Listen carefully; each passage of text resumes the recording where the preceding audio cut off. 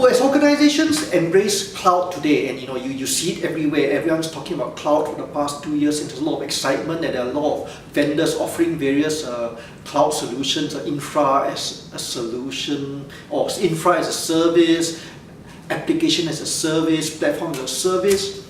At the end of the day, the one thing that stops companies from going faster, or more companies going into the cloud at the present moment, is the security of their data. I mean, there are many security practices and solutions in place to, like authentication and all that, to ensure the integrity of the data. By the end of the day, it's the data itself that may not be safe. It may spill out. There might be data leakage, or the wrong person might look at the data, and these are the things that make a lot of companies hesitate.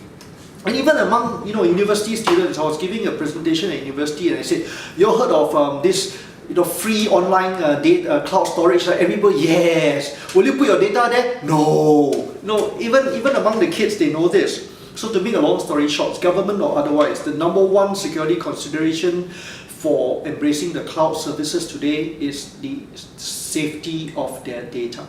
The most convenient and the quickest form of legislation with respect to cloud services again pertain to data security, data integrity. And the reason for this is that a lot of the services in IT today, for many organizations, government or otherwise, handle data that do not belong to the organization. We're talking about third-party data that is considered sacred. People, members or customers' information like names, home address, telephone number, social security number, identity card number, bank account number, information of third party like subscribers and customers and members that are considered sacred and therefore secret. And that's where the laws will be homing in the short run, especially when we move services into the cloud. When you look at cloud infrastructure, cloud services, there are basically two kinds of so-called breaches. One is a discrete or direct attack from a hacker. A hacker is actually attacking a cloud service or cloud infra to steal the data or to bring the system down or otherwise. The second type of breach is not an attack. No one's actually attacked it, but there might be an infrastructure glitch, or worse, inadvertent viewing of the data by unauthorized parties who have what is known as super user access. People who run the services, in the cloud infrastructure or the data center and things like that, hosting services, the people who run the cloud services, they have access to the data because it's their job. But it's none of their business to go and look at the data. And there's been several cases where people have been prosecuted for misusing data that was entrusted to them. At the same time, coming back to a discrete attack, many applications are now being hosted in the cloud services today, and hackers are finding ways of sending malware to attack these cloud services to steal the data. So these are the two kinds of common breaches. And so public sector organizations, again, how do they protect themselves against attack and data leaks? The first thing they've got to decide is what do they want to protect, and we home in on data. And so the question becomes, how do they ensure the integrity of the data they entrust to cloud services?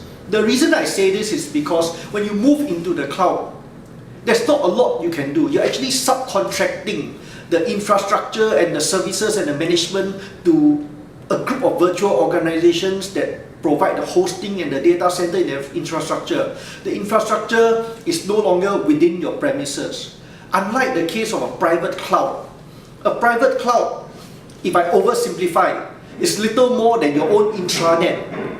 So a private cloud is hosted within your organization, within your infrastructure, with your own resources. You could throw all the security you want at it, but that is something else, because again, effectively becomes your VPN or your intranet. But when we talk about public or hybrid cloud services, there's not a lot you can do with respect to security anymore. You can demand a lot in terms of SLA and agreements with the cloud provider, but at the end of the day, the government organization has to decide how they want to ensure the data integrity continues to be so when hosted in cloud services. SecureAge has a unique specialty with respect to our solution and services. which effectively homes in on protecting the data itself, right down your last line of defense.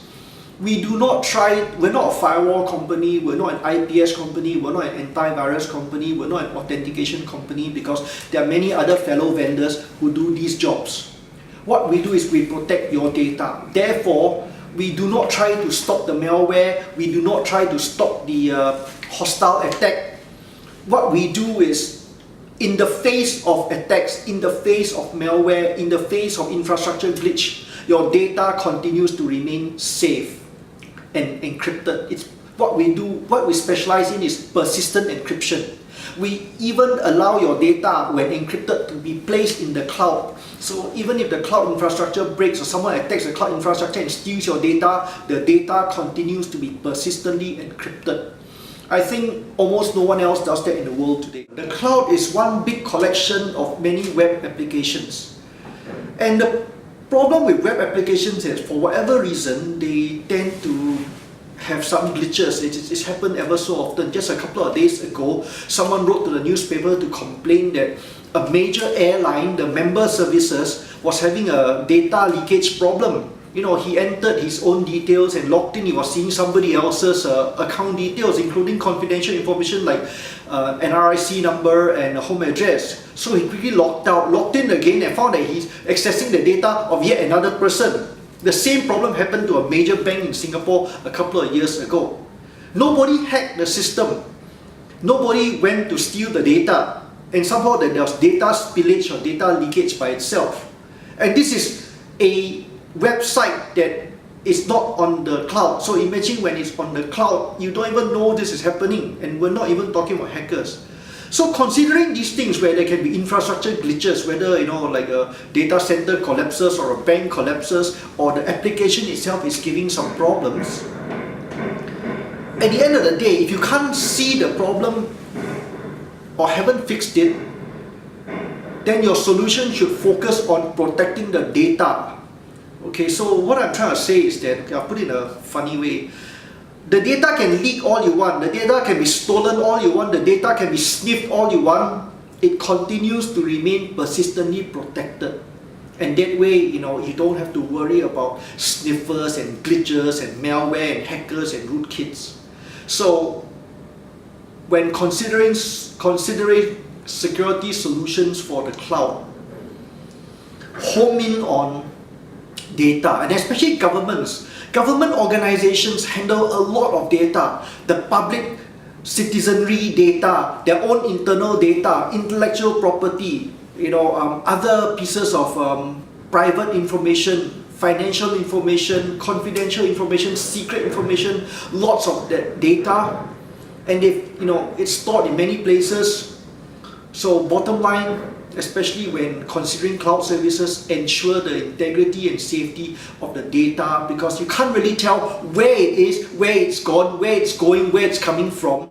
The whole cloud architecture, you have various vendors providing different pieces of the solution. You have application developers, you have infrastructure providers, the hardware and the network, like IBM, HP, Cisco, and so on.